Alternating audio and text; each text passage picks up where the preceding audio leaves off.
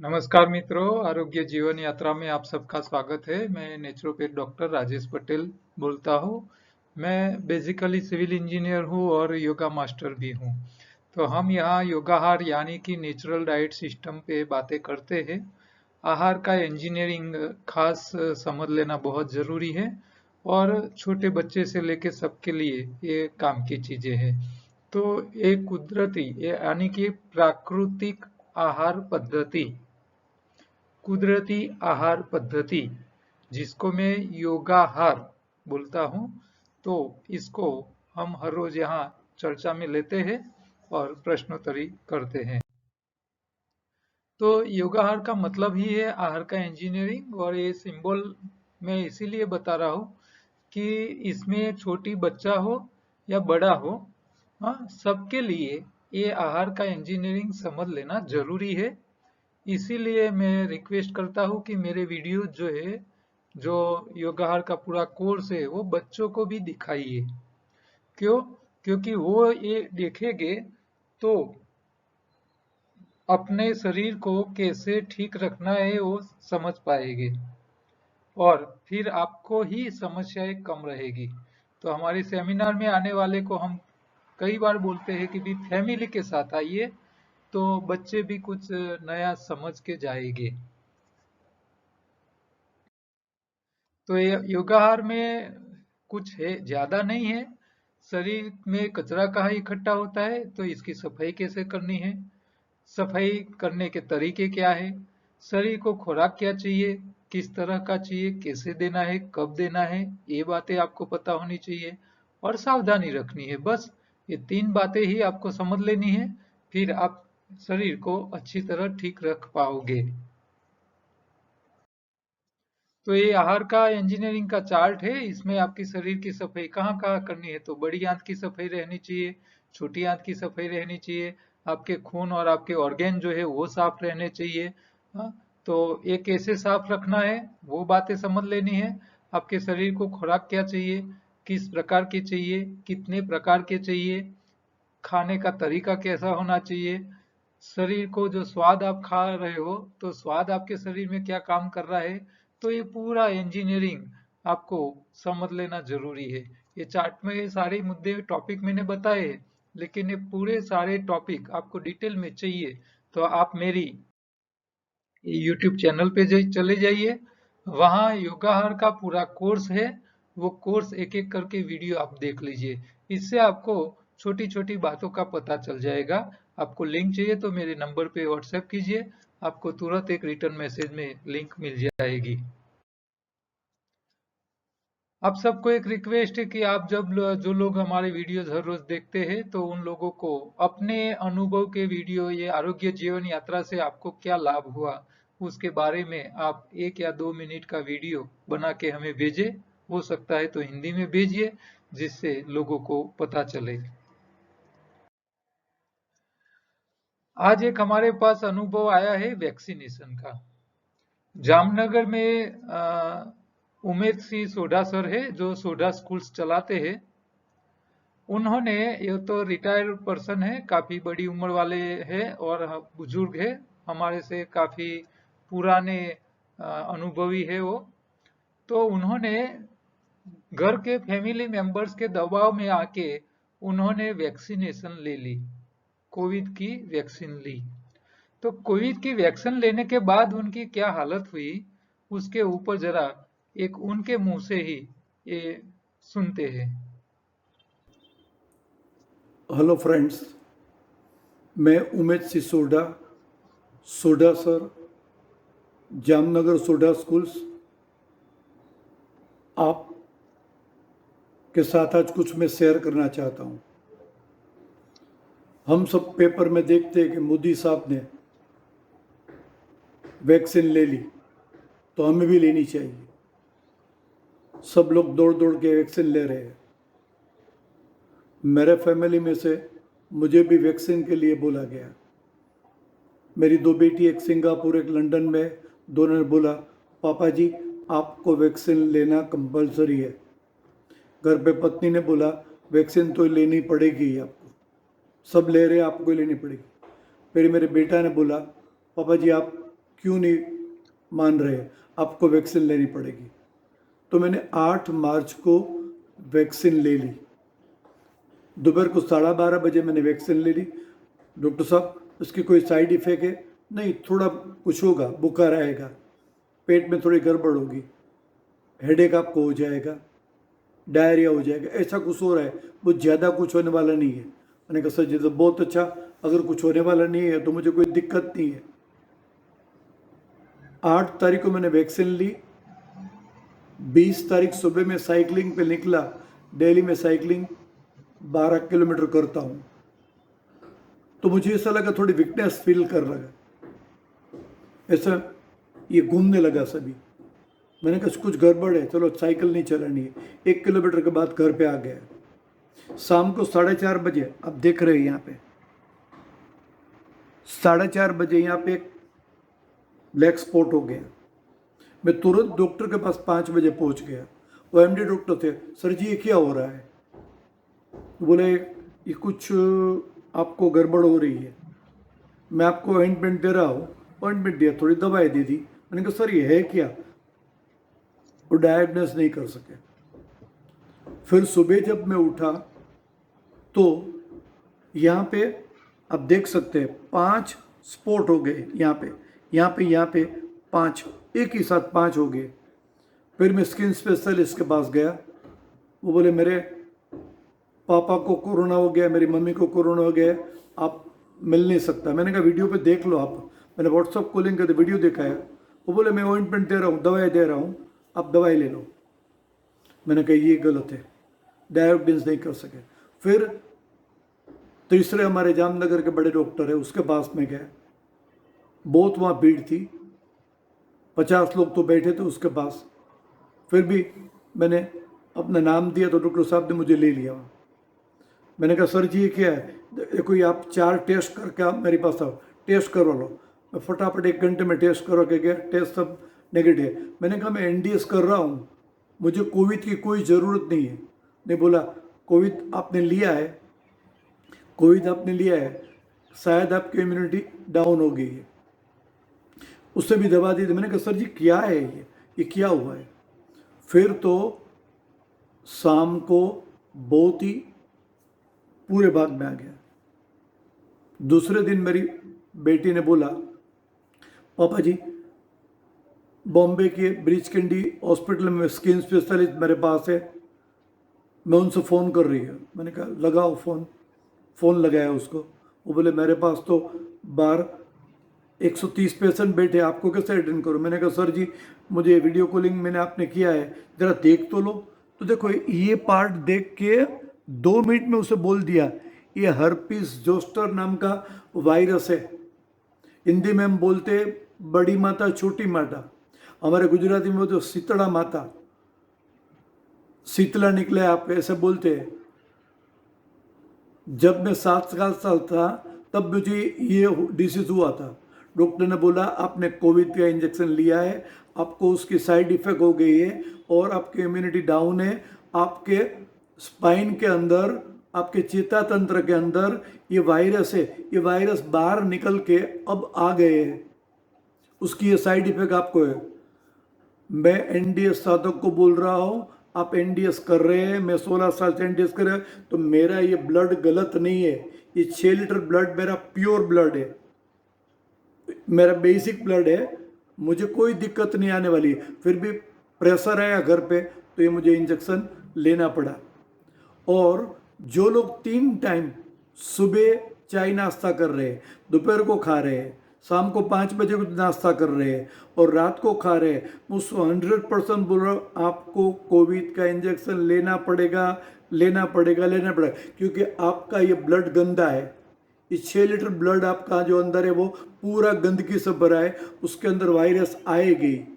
मुझे वायरस आने वाले नहीं थे, ये जो मेरे सुसुप्त वायरस थे वो अभी बाहर निकले हैं। तो कोविड मैं बोलता हूँ अगर आप 4 टाइम खा रहे हो, 3 टाइम खा रहे हो, 100% ले लो। मैं ऐसा कुछ नहीं खा रहा हूँ तो मुझे ज़रूरत नहीं, फिर भी मुझे इंजेक्शन दे गया, उसकी साइड इफेक्ट मुझे आ गई है। तो ये अपना एक्सपीरियंस आपके साथ मैंने शेयर किया है। मैं ऐसा नहीं बोलता हूँ कि नहीं लेना चाहिए। जो 4 बार 3 बार पक्का हुआ खा रहे, दूध की वैरायटी खा रहे, उसको तो लेना पड़ेगा कंपलसरी। ये सोढ़ा साहब का अनुभव था वैक्सीन लेने के बाद क्या हुआ।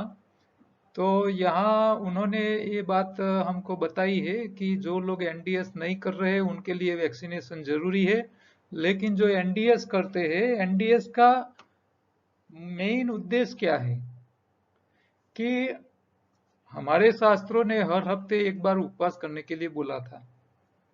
तो एक इसके लिए था कि भाई आप हफ्ता भर खाया है, आपके शरीर में जो भी कचरा इकट्ठा हुआ है वो एक दिन खाना बंद कर लो तो आपके शरीर का कचरा निकल जाए, शरीर में बीमारी आए नहीं। तो हमारे एनडीएस में सबसे बड़ी कोई जो चीज है तो वो है इंटरनल क्लींजिंग। आप एक हफ्ता शरीर को बिगाड़ो और हफ्ते में एक दिन पूरा 24 घंटे का उपवास करके शरीर की सफाई करो। इसी जगह हम यहाँ आपको क्या बताते हैं कि आप हर रोज जितना शरीर को बिगाड़ रहे हो इतना हर रोज साफ कर लो। यानी कि आप घर में कचरा पोता करते हो, पोछा लगाते हो, तो आप हफ्ते भर पोछा नहीं करो और एक हफ्ते में एक बार करो पोछा। इसकी जगह ऐसा करो, आप हर रोज पोछा करते रहिए, घर में गंदगी इकट्ठा नहीं होगी। तो हमारे शरीर में कचरा इकट्ठा न हो जाए, इसके लिए हम आपको 24 में से 8 घंटे का टाइम ही खाने के लिए बता रहे हैं, बाकी 16 घंटा खाने से मना कर रहे हैं। तो आपको 16 घंटा क्यों नहीं खाना है? तब तक आपकी शरीर की सफाई हो जाए, आपके खून में बहता हुआ जो कचरा है वो कचरा निकल जाए, इसके लिए। मैं लेक्चर में बार बार बताता हूँ कि आप जो पकाया खुराक खाते हो उसका खून में कचरा बहुत गंदा ज्यादा बढ़ता है। कच्चा खाने वाले का कचरा इतना गंदा नहीं होता है। खून में बहता हुआ कचरा जो है वही वायरस का खुराक के लिए निमित्त बनता है, वही खुराक बनता है। आप 16 घंटा कुछ ना खाइए, आपके शरीर को, आपके खून को साफ होने का मौका दे दीजिए। आपका शरीर का खून साफ रहेगा। आपको मच्छर ने काट दिया, मलेरिया का वायरस अंदर चला भी जाएगा तो वो बेचारा खून साफ होगा तो उसको कुछ खाने नहीं मिलेगा, वो बेचारा मर जाएगा। तो ये लंघनम परम औषधि आयुर्वेद ने इसीलिए बताई है कि आपके खून में जो कचरा है उसको साफ कर लीजिए, आपकी छोटी छोटी बीमारी ऐसे ही निकल जाएगी। तो 24 में से 8 घंटा ही खाना है, बाकी 16 घंटा नहीं खाना है। 8 घंटे के बीच में आपको जैसी जरूरत पड़े इतनी बार आप थोड़ा थोड़ा खा सकते हो, लेकिन सफाई का मौका देना जरूरी है। जो लोग हर रोज सफाई कर लेते हैं उनके शरीर में जुकाम का, बुखार का, डेंगू का, चिकनगुनिया का, स्वाइन फ्लू का, टाइफाइड का, मलेरिया का या कोरोना का वायरस बढ़ने के चांसेस बहुत कम है। और दूसरा, जो लोग 8 घंटा खाते हैं, 16 घंटा उपवास करके शरीर की सफाई करते हैं, साथ में अल्कलाइन खुराक ज्यादा खाते हैं, जो खुराक पकता है वो एसिडिक हो जाता है, पका हुआ खुराक जल्दी सड़ जाता है, और सड़ा हुआ खुराक आप शरीर में जब खाते रहते हैं तो आपके खून में कचरा और गंदा रहता है, ज्यादा कचरा रहता है। तो जो लोग तीनों टाइम पकाया खाते हैं, एनडीएस नहीं करते हैं, अल्कलाइन खुराक नहीं खाते हैं, उन लोगों को मैं रिक्वेस्ट करता हूँ, और सोढ़ा साहब ने भी बोला कि वो अपनी इम्यूनिटी के लिए वैक्सीन ले ले। लेकिन जिसको शरीर में कचरा है ही नहीं, बॉडी अल्कलाइन है, कच्चा ज्यादा खाते हैं, पकाया कम खाने वाले का शरीर में अल्कलाइन बॉडी रहता है, जो खून का वैल्यू है, पीएच वैल्यू, वो अल्कलाइन रहता है, उनको जरूरत नहीं पड़ेगी। ठीक है। तो वैक्सीनेशन उन लोगों के लिए है जिन लोगों को पानी में तैरना नहीं आता है, वो लोग पानी में जब जब मारेंगे तो उनको लाइफ जैकेट चाहिए। तो जो तीनों टाइम खाते हैं वो लोग वैक्सीनेशन ले ले। जो लोग 8 घंटा ही खाते हैं, कच्चा ज्यादा खाते हैं, चबा चबा के खाते हैं, जरूरत से ज्यादा नहीं खाते हैं, उन लोगों को ये वैक्सीनेशन की जरूरत नहीं है। हाँ, मैं हर बार कहता हूँ, कोरोना हो या डेंगू हो या चिकनगुनिया हो, किसी भी वायरस, हाँ, ये मच्छर है तो सिर्फ मनुष्य को नहीं काटते हैं। ये कोरोना को भगवान ने बोल के नहीं भेजा था कि तुम मनुष्य के अलावा किसी और को मत लगना। हाँ, जिनके खून में कचरा बढ़ता है उन लोगों को ही सेफ्टी के लिए वैक्सीन जरूरी है, सबको जरूरी नहीं है। ठीक है। तो वैक्सीनेशन के लिए कई लोग हमको फोन करते रहते हैं। वैक्सीनेशन लेना नहीं लेना है आपको तय करना है। जहाँ कंपलसरी है, कई डिपार्टमेंट ऐसे है कि वहाँ आपको जॉब करनी है तो वैक्सीन लेना कंपलसरी है, तो उन लोगों को ले लेना चाहिए। हाँ, लेकिन अपनी जो सिस्टम है, डाइट सिस्टम है, उसको कंटिन्यू रखना है। आपको ऐसा कोई सिम्टम्स आ जाता है तो फास्टिंग करके आपको शरीर में से कचरा निकालने का मौका दे देना है। और आ, शरीर को सुनने को सीख लो। सबसे बड़ी काम की बात यही है। मैं आपको आपकी शरीर की इम्यूनिटी बढ़े रहे, इसके लिए दो तीन बातें आपको रिमाइंड करता हूं दोबारा। चबा के खाने की आदत डाल दीजिए। आप क्या पेट में जितना खुराक जाता है वो मुंह में इतना चबा के रस करके भेजो कि आंतों को उसको डाइजेस्ट करने में लोड भी ना पड़े और ज्यादा समय न लगे। खुराक गया, जल्दी पाचन हो जाए, समय सर बाहर निकल जाए, अंदर पड़े पड़े सड़ने से पहले। तो चबा चबा के खाने वाले जल्दी बीमार नहीं पड़ते हैं। कोई बीमारी नहीं आती है, वो 80-90 साल के हो जाते हैं तब तक। दूसरा, आप जो सब्जी पका के खा रहे हो, एक टाइम पकाया खा रहे हो, उसको कभी कुकर में मत बनाओ। कुकर में पकाई हुई सब्जी जल्दी सड़ जाती है और वो सड़ी हुई शरीर में जल्दी ज्यादा कचरा करती है, गंदा कचरा ज्यादा करती है, सड़न हो जाती है, और वैसे सड़न में ही वायरस और बैक्टीरिया ज्यादा बढ़ते हैं। तो ज्यादा सड़ा हुआ, अच्छा पकाई सब्जी की बात छोड़ो, ज्यादा पक गए या सड़ गए हुए फल सब्जी भी मत खाइए, ये भी आप ध्यान रखो। ठीक है। तीसरा, मीठी चीजें जो स्वाद में स्वीट है, ऐसी चीजों का ओवरडोज मत करो। ओवरडोज मत करो। आप जितनी मेहनत करते हो, क्योंकि मीठी चीजें ताकत देती है, जितनी मेहनत करते हो इतना ही खाओ। चौथा, जो लोग कफ प्रकृति वाली है उन लोगों को जो पानीदार फल है वो ज्यादा नहीं खाने एक साथ, थोड़े थोड़े खाने हैं, एक साथ ज्यादा नहीं खा लेना है। क्यों? क्योंकि वो पानीदार फ्रूट्स होते हैं, हाँ मीठे होते हैं, वो जल्दी सडन हो जाते हैं। तो शरीर जैसे खत्म करे इसके तरह उसके हिसाब से थोड़ा थोड़ा खाना चाहिए। और कच्चा खाने के बाद जिन लोग को वायु और कफ हो जाता है, उन लोगों को कच्चा जो पानीदार चीजें हैं जिसमें पानी का प्रमाण ज्यादा हो, अकेला ज्यादा नहीं खाना चाहिए। उनको साथ में सूखे नाश्ते लेने चाहिए, सूखे जो पानी को सोख ले, जैसे कि खाखरा है, ममरा है, हाँ, भुने हुए चने हैं। ऐसी चीजें साथ में खाए तो क्या होगा कि जो खुराक होगा वो थोड़ा पानी कम हो जाएगा, वो खींच लेंगे और थोड़ा सूखा होगा। हाँ, बारिश की मौसम में जो खेडूत होते हैं वो अपने गाय भैंस को अकेला हरा हरा घास खिलाते नहीं है। क्यों? क्योंकि बारिश में वायु प्रदूषित है, पानी प्रदूषित है, ज्यादा वायरस बैक्टीरिया हर जगह होते हैं, पत्तियों के ऊपर भी होते हैं। तो पेट में आफरा ना हो जाए, गैस ना हो जाए प्राणी गाय भैंस के पेट में, इसीलिए वो हरी पत्तियों के साथ सूखा नाश्ता देते हैं, सूखा घास देते हैं। तो हमको ये ध्यान रखना है, जिसको कफ प्रकृति और वायु प्रकृति है वो ज्यादा पानी वाली चीजें कच्चे में भी ज्यादा ना खाए एक साथ, तो उसको वायु और गैस होगी नहीं। हाँ, वो पानी सूख जाना चाहिए, खींच जाना चाहिए दूसरे खुराक के साथ। ठीक है। तो ये सोडा साहब का जो अनुभव रहा वो, हाँ, एनडीएस कर रहे हो, अच्छी तरह कर रहे हो तो आपको जरूरत नहीं है। नहीं कर रहे हो, आप 50-50% कर रहे हो तो आप ले लीजिए, वो सेफ्टी के लिए अच्छा ही है। हर एक चीज के फायदे गैर फायदे है। हाँ, ये सब के फायदे क्या है, गैर फायदे क्या है, किसको जरूरत है किसको नहीं जरूरत है, वो सारी बातें आपको खुद को तय करनी पड़ेगी, खुद को पता चलनी चाहिए। आप हमको पूछोगे लेकिन आप पूरे दिन में क्या कर रहे हो, कैसे खाते हो, क्या कर रहे हो, हमको पता नहीं चलेगा। हम आपको क्या राय बता सकते हैं? कुछ नहीं बता सकते हैं आपको। और आपको सीखना पड़ेगा ये सारी बातें। हाँ? आपको पैसा कमाना है तो धंधा चला, कैसे धंधा करना है वो आपको सीखना पड़ेगा, और नहीं सीखोगे तो नुकसान करोगे, वो पक्का है। और नुकसान होगा और बैंक की लोन ली होगी और पैसा नहीं भरोगे तो आपकी प्रॉपर्टी जब्त हो जाएगी। आप, शरीर आपका मालिक हो, आपके शरीर के आप मालिक हो, आपको संभालना है आपको खुद को, और आप नहीं संभालोगे तो फिर डॉक्टर खाली कर लेंगे आपके शरीर को, हाँ, आपकी प्रॉपर्टी को खाली कर देंगे। ठीक है, तो ये सारी बातें आपको खुद को समझनी पड़ेगी, हाँ, और सीखना जरूरी है।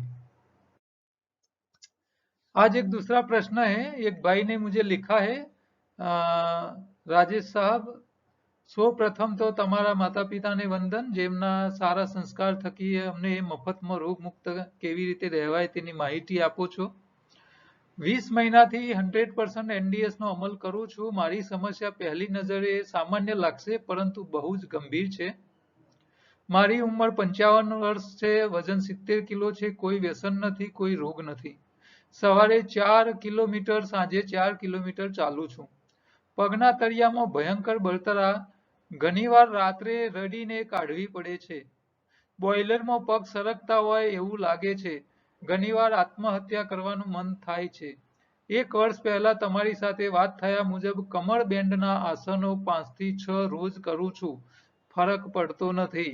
ફરિયાદ કરતો નથી, હવે આગળ માર્ગદર્શન આપશો। દૂધી વત્તા લીલા ધાણાનો જ્યુસ 600 ml રોજ લઉં છું। लिखितन धवल पटेल, वापी। वापी के भाई है, वो एनडीएस कर रहे हैं करीब 20 महीने से, 1.5 साल से ज्यादा टाइम हो गया है। उनको दूसरी कोई समस्या नहीं है, लेकिन उनको एक समस्या है, उनके पैर के जो तलवे हैं वो गर्म होते हैं, जैसे बॉयलर में रखे हुए से। हम ऐसी समस्या वाले के पीछे करोड़रज्जु, जो आपकी मेरुदंड है, उसके मन के दबते हैं और चेता दब जाने के कारण चेता डैमेज होती है, उसके कारण ये समस्या आती है, ऐसा हम मानते हैं। अब यहाँ 2 बातें हैं, आपको एक तो करोड़रज्जु को सीधा करना है और दबी हुई गद्दी को रिलीज करना है, बैक बेंड करना है। तो आप बैक बेंड के आसन कर रहे हो, हर रोज कर रहे हो, लेकिन इससे आपको फायदा नहीं हो रहा है। तो यहाँ जो डैमेज हो चुका है वो रिपेयरिंग, डैमेज जो हुई जो चेताएं है वो रिपेयरिंग नहीं होगी तब तक ये समस्या आपकी नहीं जाएगी। कई बार ऐसा होता है कि आप बैक बेंड के आसन करते हो, लेकिन वो प्रॉपरली जो यहाँ 10 नस दबी है वो रिलीज नहीं हो पाई है, तो वो समस्या नहीं खत्म होती है, अभी कहीं चूक रह जाती है, पता नहीं चलता है कहाँ चूक है। तो आपको ये बैक बेंड वाले आसन बड़े गोल तलिए के ऊपर ऐसे, तकिए के ऊपर ऐसे सोने का, और करोड़रज्जु की फ्लेक्सिबिलिटी बढ़े, करोड़ की मेरुदंड की फ्लेक्सिबिलिटी बढ़े, इसके लिए आप थोड़ा ज्यादा उसके पीछे थोड़ी एक्सरसाइज बढ़ाए। दूसरा आपको एक काम करना है कि आपकी जो करोड़ है वो आप फ्लेक्सिबल तो कर लोगे, आसन करके फ्लेक्सिबिलिटी ला दोगे, लेकिन वो मन के है उसके बीच में थोड़ा गैप, उसको खींच के गैप भी करना पड़ेगा। तो आपके लिए एक और मैं एडवाइस दूंगा कि आप जो फिजियोथेरापी सेंटर होता है वहां जाइए और वहां उनको बोलिए कि मेरी एक मेरुदंड है, उसको 2 साइड से पकड़ के खींचना है। तो वो लोग आपके ऊपर के हिस्से को बेल्ट से बांधेंगे और नीचे वाले हिस्से को बेल्ट से बांधेंगे और थोड़ा खींचेंगे, ऐसे खींचेंगे करोड़ को। तो इससे क्या होगा कि जो हमारी नाभि के नीचे वाले जितने करोड़ के मणके हैं उसके ऊपर खींचान आएगा तो थोड़ा थोड़ा रिलीज होगा, छूटा होगा, जगह बीच में गैप पड़ेगी। तो एक अभी आप ये प्रैक्टिस कर रहे हो, लेकिन इससे आपको फायदा नहीं रह रहा है, मिल रहा है, इसका मतलब है कि अभी भी आपकी नस कहीं दबी हुई है, ये दबी हुई है। तो इसका एक रास्ता है कि आप MRI करा दो और आपको MRI में पता चल जाएगा कि ये जगह की नस है वो दबी हुई है, और डॉक्टर आपको ऑपरेशन के रिलीज करके दे सकता है। तो आप ये कर सकते हो, लेकिन उसकी कोई गारंटी नहीं देगा। डॉक्टर होशियार हो तो शायद कर पाएगा। कई बार ऐसा होता है ऑपरेशन करने से समस्या खत्म होने की जगह बढ़ जाती है। तो आपको मैं पहला ये एडवाइस दूंगा कि आपकी करोड़ को थोड़ी थोड़ी खिंचवाइए। या तो आप दो हाथ को ऐसे ऊपर कोई चीज पकड़ लो और आप लटकते रहिए, तो आपका नीचे वाला जो हिस्सा है वो वजन से लटकेगा, आपके पैर का नीचे वाला, तो आपका मेरुदंड जो है वो थोड़ा खींचेगा, तो मणके के बीच में थोड़ी गैप हो जाएगी, तो कहीं भी आपकी नस या चेता दब रही है तो वो रिलीज हो जाएगी। फिर आपको ये बात इसमें से समस्या में से बाहर आ पाओगे। देखो हमारे शरीर में चेता, ये हमारा शरीर का पूरा कंट्रोल चेता तंत्र करता है, और चेता में कहीं भी गड़बड़ी है तो ये समस्या रहती है। हमारा पूरा मेरुदंड है वो वायरिंग को पूरे शरीर की वायरिंग वहीं से पसार होती है। तो आपको एक ये काम करना है एक्स्ट्रा में, क्योंकि वो कर लिया है इसमें आपको फायदा नहीं मिल रहा है, तो एक एक्स्ट्रा एक थोड़ा करो। तो खिंचवाइए आप फिजियोथेरापी सेंटर में जाके, या तो आप हाथ पकड़ के ऐसे लटकिए और ऐसे स्विंग कीजिए अपने बॉडी को, जैसे झूले खाते हो इसी तरह। तो इससे क्या होगा कि आपकी, और या तो हो सकता है तो नीचे थोड़ा वजन पैरों के साथ पकड़ के ऐसे खींचिए, तो क्या है करोड़ रज्जु थोड़ी खींचेगी, इसमें डैमेज ना हो जाए करोड़ को, ये भी आपको ध्यान रखना है। साथ में चेताओं को अच्छी करने के लिए चिया सीड एक काम की चीज है। तो आप चिया सीड कहीं से भी ले लीजिए, हमारे पास से भी मंगवा लीजिए। ये चिया का एक्सट्रैक्ट भी निकाला हुआ कैप्सूल आता है, तो वो आप ले लीजिए। दो दो या चार चार गोली दो टाइम आप, चिया सीड का कैप्सूल जो है वो मोरिंगा के साथ आती है, तो वो ले लीजिए। या तो चिया सीड को 3-4 चम्मच पानी में भिगो दीजिए और दूसरे दिन सलाद के साथ उसको खा लीजिए। तो चेताओं को ठीक करने के लिए ये अच्छा काम करता है। साथ में सनफ्लावर सीड भी चेता तंत्र के लिए अच्छा बताया गया है, तो वो भी आप खा सकते हो। ठीक है, आपको अभी गड़बड़ी है, प्रॉब्लम तो है वो फिक्स ही है, प्रॉब्लम है इसीलिए आपके पैर के तलवे आपको गर्म लग रहे, तो समस्या है, लेकिन वो अभी खत्म नहीं हुई है, वो बात पक्की है। तो एक जो बाकी जो बचती है चीजें एक्स्ट्रा में, ये मैं आपको बता सकता हूँ। ठीक है, तो जैसे ही वो रिलीज हो जाएगी, गैप बीच में से खुली हो जाएगी, और जो डैमेज हुआ है वो शरीर फिर उसको ठीक करेगी। ठीक करने के लिए आपको हरी पत्तियों का, आप लीला दाना हरी धनिया का आप जूस पी रहे हो, लेकिन धनिया अकेला मत लीजिए, आप मेथी पत्ता लीजिए, रजका ले लीजिए, गेहूं का जवारा ले लीजिए, सहजन की पत्ती ले लीजिए, जिसमें ज्यादा पोषक तत्व होते हैं। या तो स्पिरुलिना या तालाब में होने वाली लील की गोली भी आती है, वो भी एक काम की चीज है, वो भी आप ले सकते हो। तो न्यूट्रिशन आपको थोड़ा ज्यादा देना है। पत्तियों का रस निकालो, इसमें पानी बहुत कम डालो, जैसे चटनी बनाते हो इसी तरह, और कम पानी डाल के उसको छान छान के जूस निकालिए। तो वो थोड़ा क्वांटिटी आप ज्यादा ले लीजिए, ज्यादा पत्तियों का रस निकालो, भले थोड़ा निकले, लेकिन ऐसा रस थोड़ा ज्यादा पीजिए। तो आपको इसमें उम्मीद रखता हूं मैं कि आपको इसमें फायदा हो पाएगा। दूसरा एक પ્રશ્ન है, નમસ્કાર સર, હું એનડીએસ ગ્રુપમાં છું, હું તમારા ગ્રુપમાં આવતા બધા વિડીયો જોઉં છું, તમે સાધકોના પ્રશ્નોનું સુંદરતાથી અને વૈજ્ઞાનિક ઢબે નિરાકરણ કરો છો. સર, મારા એક પ્રશ્નનું નિરાકરણ કરી આપવા વિનંતી છે. હું લાસ્ટ 3 માસથી 100% એનડીએસ ફોલો કરું છું, અને હું 2 માસ 15 દિવસથી રસાહાર ઉપર છું, ફળાહાર ઉપર છું, અને હું 1 વાગ્યા સુધી ઉપવાસ કરું છું, 2 ટાઈમ એનિમા લઉં છું, મારું વજન 78 કિલો હતું, અત્યારે 64 કિલો થયું છે, અને મારે 6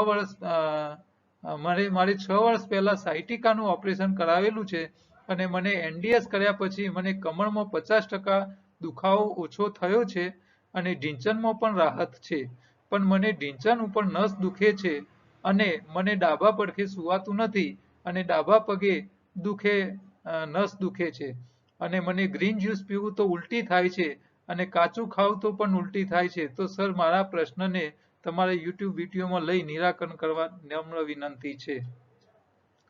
तो ये भाई साहब है, वो लिख रहे हैं कि 3 मास से एनडीएस कर रहे हैं 100%, और वो फलाहार पे ही थे। सुबह से दोपहर उपवास करते हैं। उसका वजन 78 केजी था, उसमें से 64 हो गया है।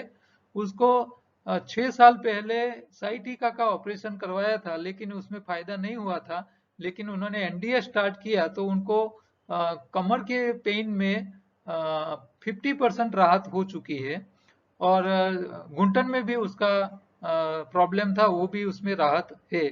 लेकिन अभी उनको 100% राहत नहीं हुई है। उसको लेफ्ट साइड के जो घुटन है, इसके अंदर ज्यादा पेन हो रहा है, उसकी नस उसको दब रही है। तो और समस्या एक ये बता रहे कि हरी पत्तियों का रस पीते हैं तो उल्टी होती है। तो पहले तो मैं ये बोलूंगा कि आपके पेट के अंदर कचरा होगा, पेट भरा हुआ होगा, आंतों की सफाई नहीं होगी, तो ये समस्या आ सकती है। तो पहले अच्छी तरह एनिमा लिया करो, आगे झुक के हो सके तक अंदर तक की सफाई कर लीजिए। दूसरा, आपकी आंतों की सफाई रहे, पेट साफ रहे, इसके लिए मल शुद्धि जो पाउडर है, हफ्ते में 2 बार इसका 2 या 3 बार हफ्ते में इस्तेमाल किया करो।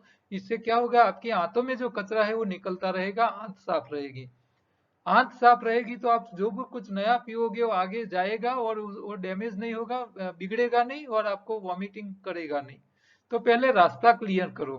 तो रास्ते क्लियर करने के लिए आपको मल शुद्धि का प्रयोग करना है, एनिमा सही तरह लेना है।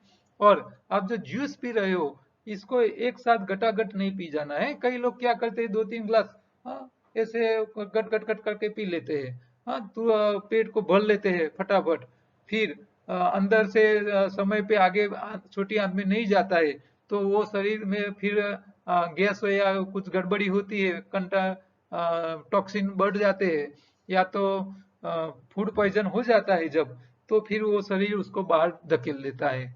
तो वो सडन ना हो जाए, इसके लिए आपको गटागट नहीं पीना है। आपको आइसक्रीम खाते हो इसी तरह चम्मच चम्मच लेना है, थोड़ा थोड़ा पीना है, आंतों में आगे बढ़ता जाएगा, आंत शोषण करती रहेगी, ऐसे आपको देना है। एक साथ ज्यादा दोगे तो ये समस्या रहेगी। आपको एनडीएस करने से आधी राहत तो हो चुकी है, तो बाकी की आधी भी हो जाएगी। आपको टेंशन मत लीजिए, धीरे धीरे प्रयोग करते रहिए। ऑपरेशन करवाया था साइटिका का, फिर भी उसको फायदा नहीं था। वो फायदा एनडीएस करने में 50% हो गया है। अभी 3 मास में ही फायदा हो गया है, तो अभी ये चालू रखने से और फायदा होगा। उल्टी ना हो जाए, इसके लिए पत्तियों का जो रस है उसको भी टेस्टी बनाना है। कई लोग क्या करते हैं, अकेली पत्तियों का रस निकाल देते हैं और दवा की तरह जहर पीते हो, इसी तरह पी लेते हो। अरे भाई, कोई भी चीज जहर की तरह मत पियो, दवाई की तरह मत पियो। आपका जो खुराक है, ये तो आपका खुराक है, ये जहर नहीं है, दवाई नहीं है। पत्तियों का रस हम दवाई के रूप में मत लीजिए। हम दवाई मान के पीते हैं, कई लोग तो मन मान के पी रहे हैं। अब आपके मुंह को मजा नहीं आएगी रस पीने में, तो पेट को कहाँ मजा आएगी। मुंह को अच्छा लगे तभी पेट को अच्छा लगेगा। तो आपको धीरे धीरे चम्मच चम्मच करके पीना है, और टेस्टी बना के पीना है। किसी चीज में टेस्ट ना आए ऐसी कोई चीज नहीं खानी है। हर चीज को टेस्टी बना के खाइए। ठीक है, हमारी योगा हर बुक में रेसिपी बुक है, हमारी दूसरी यूट्यूब चैनल है, उसके भी अंदर टेस्टी आइटम बताई हुई है। आप जो भी चीज खाओ, भले कच्चे खाओ, लेकिन मजा तो आनी चाहिए। हाँ, और मजा लाने के लिए पहले तो चबाने की आदत डाल दीजिए। कोई भी चीज आप खाइए, उसको चबाइए, तो अपने आप टेस्ट आएगा। अपनी मुंह की लार जो है ना, वही टेस्टी होती है। लार इकट्ठा होती है कोई भी खुराक के साथ, तो इसमें स्वाद आता है, आता है, आता है। आप अकेली भाखरी, अकेली रोटी भी चबा के खाओगे ना, तो वो भी आपको टेस्टी लगेगी। हाँ, ठीक है। तो चबाने की आदत डाल दीजिए, तो ये समस्या कम रहेगी। आज की उपयोगी प्रोडक्ट है hair care oil. Hair fall और डैंड्रफ जिसको ज्यादा है, उनके लिए ये गोखरू, तुलसी, नीम, करंज और गार्लिक और कोकोनट के अलग अलग एक्सट्रैक्ट निकाल के हमने एक तेल बनाया है, जिसको बाल के अंदर, मूल के अंदर लगाना है। हाँ, बाल के ऊपर चिपकाना नहीं है। तेल बहुत महंगा है। तो जिन लोगों को बाल झड़ने की प्रॉब्लम है, हेयर फॉल का प्रॉब्लम है, डैंड्रफ होता है, उनके लिए अंदर, मूल के अंदर लगाने के लिए हर 2 दिन, 2 दिन के बाद, 2 दिन में एक बार ऐसे, या हर रोज एक बार ऐसे मूल के अंदर लगाओगे, तो इसमें आपको फायदा है, उंगली से ही उसको लगाना है। हाँ, इसका दुरुपयोग करो मत, इसके बाल के ऊपर चिपका नहीं देना है, नहीं तो महंगी चीज है वो वेस्ट जाएगी, फायदा नहीं मिलेगा। तो एक हमारी हेयर केयर की भी एक अच्छी प्रोडक्ट है, आप मंगवा सकते हो। काम की बातों में, त्योहारों में घर की सफाई करो, इससे पहले शरीर की सफाई के लिए हमारे शास्त्रों ने नवरात्रि दी हुई है। हाँ? हर त्योहार के पहले आपको नवरात्रि आ जाती है, तो नवरात्रि का प्रयोजन है शरीर की सफाई, फिर त्योहार का प्रयोजन है घर की सफाई। दिवाली से पहले नवरात्रि आ जाती है, तो नवरात्रि है वो शरीर सफाई के लिए है, और त्योहार है घर की सफाई के लिए है। ये बात आपको याद रखनी है। तो शरीर सफाई के लिए 4 नवरात्रि होती है, वो चारों नवरात्रि 9 दिन लोग खाए पिए बिना, हाँ, सिर्फ कोई नींबू पानी पे रहता है, कोई निर्जला करता है, हाँ, कोई खाली फ्रूट पे करता है। तो ये सारे हमारे शास्त्रों ने आपको शरीर सफाई के लिए नवरात्रि दी हुई है, और उस टाइम आप भगवान की भक्ति भी कर सकते हो, देवी की पूजा भी कर सकते हो। इसके लिए नवरात्रि का प्रयोजन है। और दूसरी काम की बात में है, देश में कहीं न मिलने वाली कड़वी लेकिन किंतु सत्य बात यह है कि भारतीय लश्कर का मुख्य सूत्र ये है, मेरा जन्म नहीं मेरा कर्म ही मेरा धर्म है। तो वहां आप कोई भी ज्ञाति में जन्म लेके गए हो, तो वहां वो जन्म से आपका कोई धर्म नहीं देखा जाता है, आपका कर्म ही आपका धर्म माना जाता है। आप सैनिक हो तो आप क्षत्रिय हो, आप टीचर हो तो आप ब्राह्मण हो, आप कारीगर हो तो आप वैश्य हो, नहीं व्यापार करते हो तो वैश्य हो, क्योंकि व्यापार धंधा वणिक करते हैं, और आप मजदूरी करते हैं कारीगर हो तो आप शूद्र जैसे हो। तो कैटेगरी है वर्ण व्यवस्था। वर्ण का मतलब आपके चमड़ी का जो कलर है उसी को ही वर्ण व्यवस्था माना था, इसकी जगह हमने ज्ञाति को वर्ण मान लिया है। तो ये गलत बात है। हमारी लश्कर, हमारा भारतीय लश्कर ये सत्य, कड़वी लेकिन सत्य बात को स्वीकारा है। आप कहीं भी जाके ये देख सकते हो। हमारी निःशुल्क शिविरें चालू हो गई है अब अहमदाबाद और गांधीनगर में। तो गर्मी के मौसम में हमने थोड़ा टाइमिंग में चेंज किया है। दोनों जगह अब दोपहर 3 से 6 का टाइम रहेगा सेमिनार का, अहमदाबाद में और गांधीनगर में। अहमदाबाद में 11 तारीख को है और गांधीनगर में 18 तारीख को है। आपको एड्रेस लोकेशन चाहिए तो मेरे नंबर पे व्हाट्सएप करके मांग सकते हो। जो लोग शिविर अटेंड नहीं कर सकते हैं वो लोग हमारे गांधीनगर अहमदाबाद दोनों सेंटर पे 4 से 6 का 2 घंटे का भी सेमिनार होता है, वो भी फ्री है, वो भी आप अटेंड कर सकते हो फैमिली के साथ। योगाहार की किट है जो काम की चीजों को इकट्ठा करके हमने बनाया है, तो आप वो मंगवा सकते हो, और शरीर में एनडीएस का प्रयोग के लिए आसान काम में आने वाली सारी चीजें इसमें किट में शामिल है। योगाहार की बुक अवेलेबल है और किंडल पे यू बुक भी अवेलेबल है। आप जो आउट ऑफ कंट्री में रहने वाले हैं तो ई बुक का भी प्रयोग कर सकते हैं। और हमारी फूड विथ लाइफ योगाहार नाम की दूसरी यूट्यूब चैनल है जिसमें आपको अच्छी अच्छी खाने पीने की चीजें मिल जाएगी। और एक छोटा सा मैसेज, आप कहीं कुछ प्रिंट करवाते हैं तो करवाइए, आप लोगों का भला करोगे इनडायरेक्टली। कल दोबारा दूसरे प्रश्नों के साथ मिलेंगे, तब तक नमस्कार।